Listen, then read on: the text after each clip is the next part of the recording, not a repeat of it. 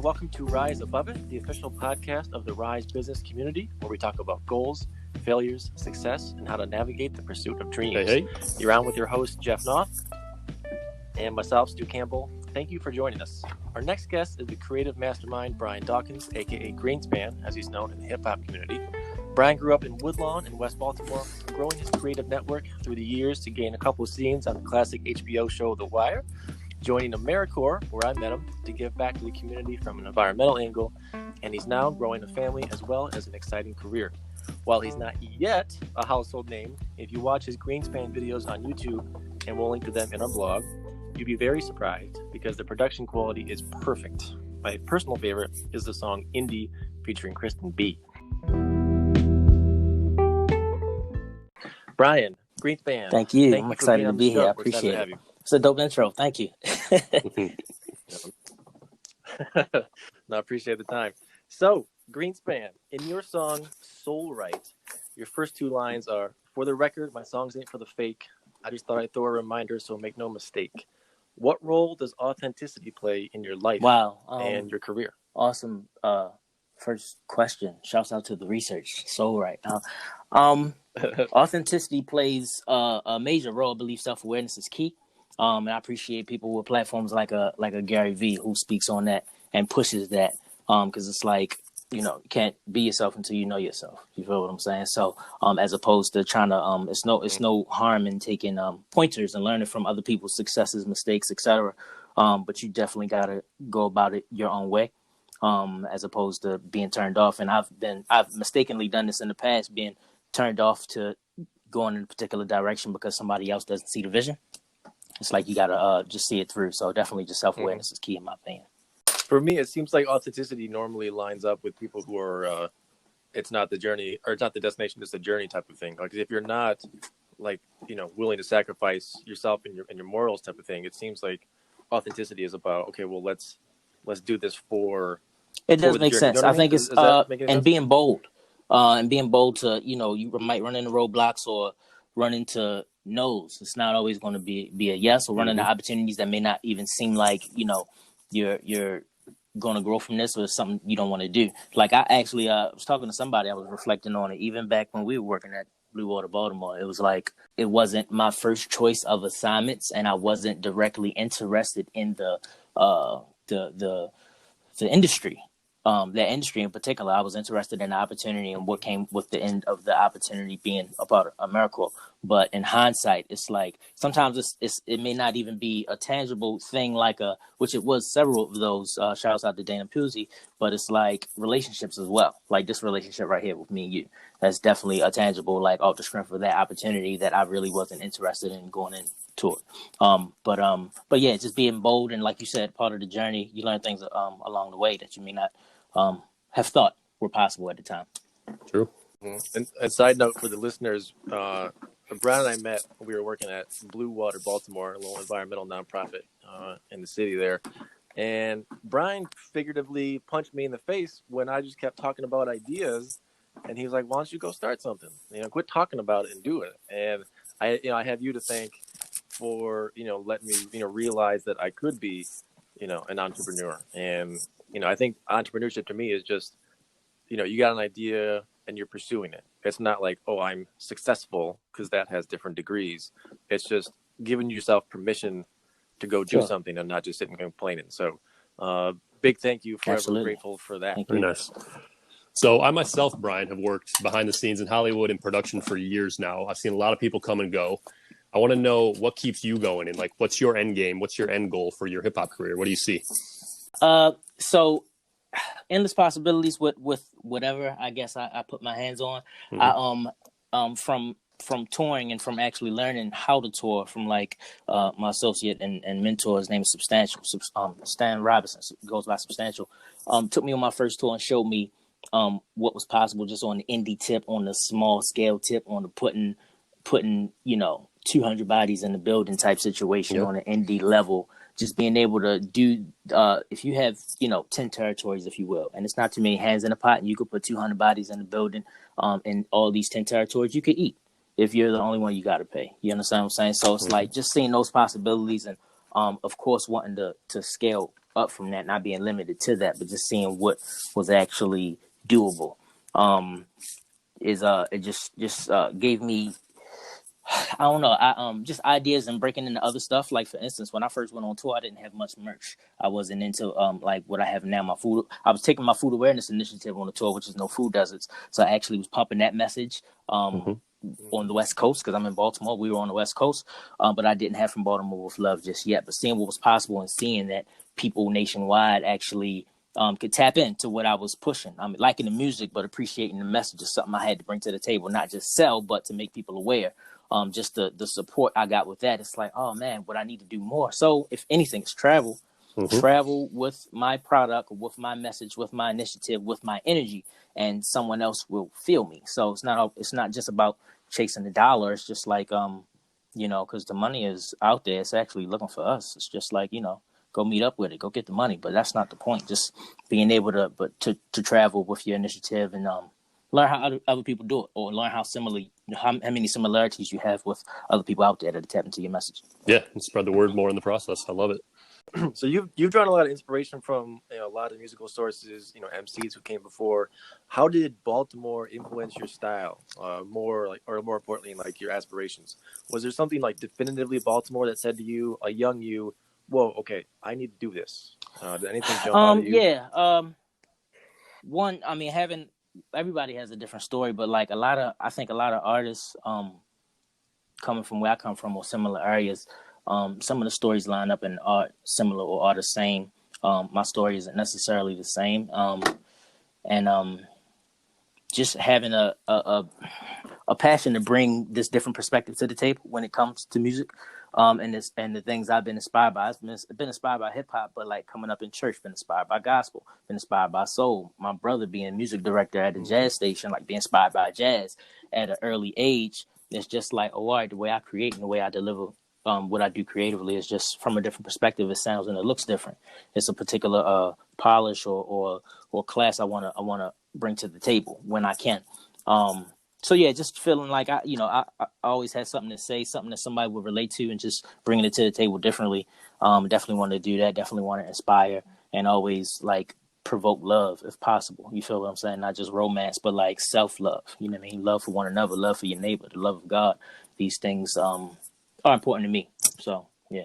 No, definitely hear that. That definitely it comes out in a lot of your songs. So your brother being a music director, was he much older? Like, was music part of the family before that? Yeah, 8 years apart. We're 8 years apart. That so he was the music director at Morgan State University. Has a jazz station, WEAA, and he was music director there for quite some time. But he was like, as far as like audio engineering or anything, he's the one that got me into that. So definitely influenced by Big Brother when it comes to anything creative or music. And he used to play trombone as well. I remember trombone took him around the world. He played in Russia. So that was definitely an influence. Oh, yeah. wow. That's crazy. Oh yeah. So-called making it is often about who you know, and you've got a big network, Brian. Judging by the quality and the number of guests I've seen in your songs, many think you have to move to LA or New York to build a career like this. I want to know why you stayed in Baltimore. Well, right now, Baltimore is home. First and foremost. Second of all, you don't have to move to make it, if you will, in my opinion, but it doesn't necessarily hurt. I've seen it help. It's plenty of friends of mine from Baltimore and Los Angeles and Atlanta, and in certain regards, they are thriving more than they would have been in Baltimore. And that could be the case for me. I'm not sure. Right now, I'm about 20 months into being a father. So right now this is home. This is not the time for me in particular to shift and move around. So yeah, that's what that is. Baltimore is just home. If I would have had earlier opportunities to maybe relocate, or have taken earlier opportunities to relocate, then I might have done it sooner. We don't know what's in the near future, so we'll see. Yep, you never know. But you wouldn't be where you are today, too, and all that stuff, too. That's, you got to look at it like that. So that's it relates to the next one. So you got a great tweet that resonates with me from last year saying, do what's best for you and your family. The world can wait or move on. How has your son coming into your life impacted your ambitions? Sure. Well, one is probably enhanced the energy behind that tweet.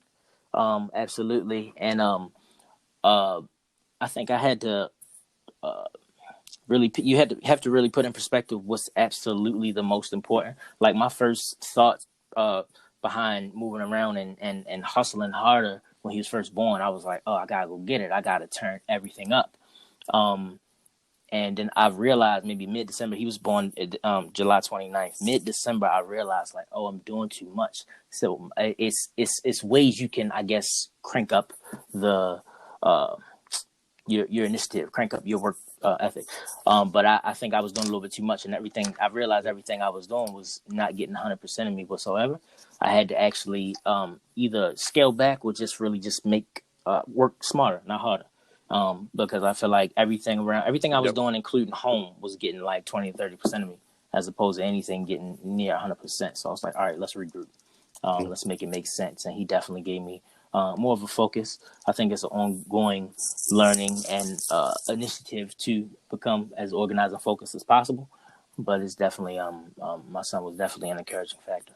No, I feel that a lot. I've been trying to do that with what we've been working on, and as maybe from the outside, we've been working on Rise for a long time. But I also have three kids, and I'm not going to get back the playtime kind of thing. You only get the one chance at that. So I've been trying to like, okay, we'll do smarter, concentrated work, and get people smarter than me to help build it, and then be with the family as much as you can. So yeah, it's like you said, if you had started earlier, or modeling after other people, maybe the career might have gone faster, but you would have been missing out on what the family time right now too. So Sure. there's that trade Definitely, and off. I No, think like that, even I that mean makes a lot of sense. conversations like this, listening to podcasts, reading, it's just a reiteration of the information that I think you need to hear. Sometimes you need that little bit of encouragement, or talking to like-minded people, or what in books they call it your mastermind alliance. Somebody that's just championing you, bigging you up. Like this, I would definitely go back and re-listen to this episode and any other episodes you guys put out, because like I said, it's just information like this, or just energies and environments like this help me with like, all right, I know what I'm supposed to be doing. Let me just put some of this, like a rapper that I like, Pimp C, say put some fat on your head. You know what I mean? That's just mean like fill you with some more intelligence. So just the energy of, all right, this is what I need to do to be organized. This is what I need to do to continue to move forward. So yeah, I appreciate what's going on here. Yeah, that's great. I like that site a lot. Let me transition a bit here. There's a great article about your song Indie on okplayer.com. To those who are aspiring MCs, tell us about marketing and branding a bit, because I know the Lil Nas X, the Post Malone, those blow-up stories aren't necessarily the norm. So how did you get that article, and what's a good way for young artists to be seen? Sure. Well, back to the self-awareness thing. Absolutely. In my opinion, like, be yourself as opposed to looking for the gimmick. I mean, some gimmicks win, and I guess that's a beautiful thing. But for me, it's about music you can feel, or music that I can feel, or that I would prefer to listen to. In terms of branding, absolutely being consistent, or having consistent messaging throughout whatever goes out about you, whatever the genre may be. And creative collaborations, like the director is Angel Christie Williams. She directed that video, and the cinematographer was a mutual friend, and we just came together on the idea, on the acquisition of equipment, on staffing it. So just all around collaboration is key, or has been key throughout. I always feel like collaboration is key, whether it has to do with music or not. So definitely just I think just relationships. When you go out to these shows or go out to these conferences, if we ever are able to get back to that, if our distancing, our socializing doesn't have to be so distant. We'll see, but just like valuing these relationships, even if you think somebody's not on a particular level, that somebody that you need to go holler at, or need to like, hey, save that number, hey, follow up with that contact. Because you never know, and then it'll kick you in the butt later when they happen to, if you will, blow up, or quote unquote make it, or be in a particular position that could actually help you if you would have just nurtured that relationship. So I think that's more key than to just like try to be seen. It's like network and build, always grow. Yeah, I think a lot of people might see it from the outside, and they might see some of these blow up stories, and I think they got to go at that, or they don't know, like maybe they just don't know where to start, and then they see it and they're like, okay, well, is that how I got to do it? And so then like you said, they freak out about being seen, where like you gotta build that base and the connections to help you do that. I mean, these kind of flash in the pan things are just one in a million type of things, and that's not normally the way to do it. So, Yeah, and just thinking longevity, like when you think about real quick, like for instance, the Roots and Black Thought, it's like, it may not be the largest accomplishment, but it's definitely a feather in their hat that they're the Tonight Show band, So, and that came from just staying down. Like they've been at it for years, sticking to the code, being themselves and doing it themselves. And now they're on Johnny Carson. It's like, what? So. That's funny. My next question is, so Greenspan is a storyteller with strong roots. If we didn't know that before, we definitely do now. Tell us some of your plans coming up. What we kind of touched on this a little bit. What having a family has done to the stories you're telling, as far as like, are you thinking of any new songs or anything that relate to your experience now? Or your son in particular? Absolutely. So every experience gives you a new story to tell. You feel what I'm saying? So, and new perspective. 2 years, 3 years ago, I wasn't a father. You know what I mean? I'm a father now. So that, it doesn't necessarily change things in a negative way whatsoever, but, just gives me more to talk about. But just how I identify opportunity and just about think about how I'm going to go about whatever. Like I talked about earlier from Baltimore with Love, no food deserts. It's just like what I can become involved with, the collaborations I'll have, now. Unfortunately, right, like we talked about with what's going on with social distancing, some things are on hold because a lot of these things have to do with me, from music to apparel to food awareness initiative, has to do with being social and active. You know what I mean? So you got to get creative. It's like, all right, you can't shut business down, can't shut creativity down. How do you get creative and still perform or still release? So definitely working on all that. But yeah, being a father just gives me more to talk about and different perspective to look at things. Yeah, no, it's like you're kind of saying, it's hard to, essentially, I mean, I'm just saying, like, I hope we can, get past the social distancing as soon as possible, because, like, especially for your industry, it's hard to, all of a sudden reimagine, centuries of, the communal music experience type of thing. Like, people are doing it, but like, it's SoundCloud's not that social. You know what I mean? Like, it's not the same as, a close knit concert affair. So, and maybe people got to start thinking about the fact that we have capabilities. I'm sorry. The fact that we have the capabilities of like going live right now, I think is a beautiful thing. It's just about, of course, growing your network, having enough people out that that care. You know what I mean? To see you live, whatever you choose to do, whether you're talking or whether you're playing music, whether you're performing live, just having those people to tap into. But I mean, from podcasts to going live, these things are valuable, and people are really tapped in more now than ever. So it's like, anything that has to do with communication, it's like you can still do that. So like I said, it's just, getting creative and maneuvering around to keep everything going and to stay motivated for real. I mean, it depends on how your life, home structure, etc. is set up and how you create, if we're talking about creating. Because I'll be honest, sometimes it's hard for me to lock in at home, office space, studio space, whatever. It's just still home, and you're still responsible for a bunch of stuff. And as soon as you get locked in, you get called to help. You know what I mean? So sometimes it's like that, and that's just being real. So you gotta get creative. Yeah, that's a good point. A lot of people are going through that right now, and it's everyone's like solutions are different for everybody too. It's hard to really say, well, make sure you do X and Y and do this, wake up routine. Like, well, that doesn't really resonate with me, but. So, yeah, like you said, I mean, you just got to keep at it and get creative and just keep thinking, because, as long as you keep them going, I mean, maybe you'll crack it and find what's working for you and your family and your home life. This has been awesome, man. We'll close it out here with just a couple final questions. One, where can we find your music? And secondly, any shout outs you want to say to the listeners? Sure. So you can find my music at my website. That's the easiest thing. The website is Greenspan, GOGREENSPAN.com. And that can take you to whatever the band camps and, finding the music on your Spotify's title, etc. I mean, shouts out to everybody. Shouts out to all the creative entrepreneurs. My man Stu, I really appreciate what you guys are doing. Like, this is really cool. I appreciate the opportunity greatly. And everybody just doing their thing. Just stay focused. Stay motivated as much as possible. And just think love, man. Go about everything in love. You feel what I'm saying? Just I appreciate people that like to see things grow and approach things in love in some capacity. So, that's a great message. We need that now more than ever. So, Brian, thank you so much Thanks, Brian. for joining us. Thank you. Appreciate you. Take care.